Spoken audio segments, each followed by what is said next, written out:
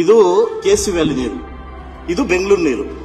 ಮಾನ್ಯ ನಮ್ಮ ನಮ್ಮ ಡಿ.ಕೆ. ಶಿವಕುಮಾರ್ ಕೊಡ್ತಕ್ಕಂಥ ಬೆಂಗಳೂರು ನೀರು ಇದು ಚಿಕ್ಕಬಳ್ಳಾಪುರ ಕೋಲಾರ ಕೊಡ್ತಕ್ಕಂಥ ಇದು ನಿಮ್ಮ ಗಿಫ್ಟ್ ನೀರು. ನೀವು ನಿಜವಾಗ್ಲೂ ಇದ್ರ ಬಗ್ಗೆ ಅರಿವಿದ್ರೆ, ಇದ್ರ ಬಗ್ಗೆ ನಮಗೆ ಜ್ಞಾನ ಅಂತ ಇದ್ರೆ ನಮ್ಮನ್ನ ಜನಪ್ರತಿನಿಧಿಯಾಗಿ ಆಯ್ಕೆ ಮಾಡಿ ಬಿಟ್ಟವ್ರಿ. ಬಟ್ ನಾವು ಕೊಡ್ಬೇಕಂತ ಕರ್ತವ್ಯನ ನಾವು ಮಾಡ್ತಾ ಇಲ್ಲ. ನಾವು ಕೈ ಮುಗಿದು ನಿಮ್ಗೆ ಕೇಳ್ತಾರ ಸರ್ಕಾರಕ್ಕೆ ಒಂದೇ, ನೀವು ನೀರು ಕೊಟ್ಟಿದ್ದೀರಿ, ಕೊಳಚೆ ನೀರು ಕೊಟ್ಟಿದ್ದೀರಿ. ಇದೇ ಕಾವೇರಿ ವಾಟರ್ ಅಲ್ಲ, ತುಂಗಭದ್ರಾ ವಾಟರ್ ಅಲ್ಲ, ಕೊಳಚೆ ನೀರು ಕೊಟ್ಟಿದ್ದೀರಿ. ಆ ಕೊಳಚೆ ನೀರನ್ನ 3ನೇ ಹಂತ ಶುದ್ಧೀಕರಣ ಮಾಡ್ಕೊಡಿ ಅಂತ ತಮ್ಮನ್ನ ಕೇಳ್ತಾ ಇರೋದು. ಈಗ ಬೇರೆ ಕೇಳ್ತಾ ಇಲ್ಲ.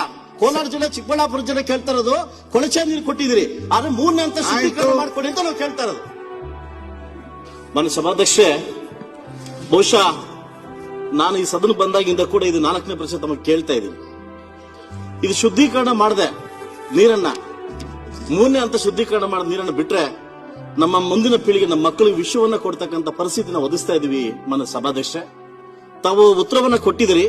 ಇದನ್ನ ಯಾವುದೇ ರೀತಿ ನಾವು ವ್ಯವಸಾಯಕ್ಕೆ ಉಪಯೋಗಿಸಿಲ್ಲ ಅಂತ ಹೇಳಿದೀವಿ. ಮೊನ್ನೆ ಮಳೆ ಬಂದಾಗ ಏನೋ ದೇವರ ಕೃಪೆಯಿಂದ ಅಷ್ಟು ನೀರು ತುಂಬಿತು, ಅದ್ರ ಜೊತೆ ನಿಮ್ಮ ನೀರು ತುಂಬಿತು. ಈ 2 ನೀರು ಬಿಡ್ಲಿಕ್ಕೆ ನಮ್ ಕೈಲಿ ಉಪಯೋಗಿಸ್ಲಿಕ್ಕೆ ಆಗ್ತಾ ಇಲ್ಲ ತರಕಾರಿ ಬೆಳಿಲಿಕ್ಕೆ. ಆದ್ರೆ ಇದು ನೇರವಾಗಿ ಅಂತರ್ಜಲಕ್ಕೆ ಹೋಗಿ ಇದು ವಿಶ್ವವಾಗಿ ಪರಿವರ್ತನೆ ಆಗ್ತಾ ಇದೆ. ಇವೇನಾಗಿದೆ, ಕೊಟ್ಟಿದ್ದು ಈ ಒಂದು ಇದನ್ನ ವ್ಯವಸ್ಥೆ ನೀವು ಕೊಟ್ಟಿದ್ದೀರಿ, ಆದ್ರೆ 3ನೇ ಹಂತ ಶುದ್ಧೀಕರಣ ಮಾಡದೆ ಕೊಟ್ರೆ ಇಡೀ ಕೋಲಾರ ಚಿಕ್ಕಬಳ್ಳಾಪುರಕ್ಕೆ ವಿಷವನ್ನು ಕೊಟ್ಟಿರ್ತಕ್ಕಂಥ ಗಳಿಗೆ ತಮಗೆ ಸಲ್ತ ಅಂತ ನಾನು ಬಯಸ್ತೀನಿ. ದಕ್ಷಿಣ ಕನ್ನಡದಲ್ಲಿ ಎಂಡೋಸಲ್ಫೇನ್ ಅಂತ ನೀವು ಮಾಡಿದಾಗ ಇವತ್ತು ಏನಾಗಿದೆ ಪರಿಸ್ಥಿತಿ ತಮಗೆ ಗೊತ್ತಿದೆ. ಇವತ್ತು ನಮ್ಮ ಪೀಳಿಗೆ ಮಕ್ಕಳಿಗೆ ಇವರು ವಿಷ ಕೊಡ್ತಾ ಇದ್ದಾರೆ ಸಭಾಧ್ಯಕ್ಷ, ಆದ್ರೆ ಎಲ್ಲೋ ಒಂದು ಕಡೆ ನೀವು ನಮ್ಗೆ ಮೋಸ ಮಾಡ್ತಾ ಇದ್ದೀರಾ.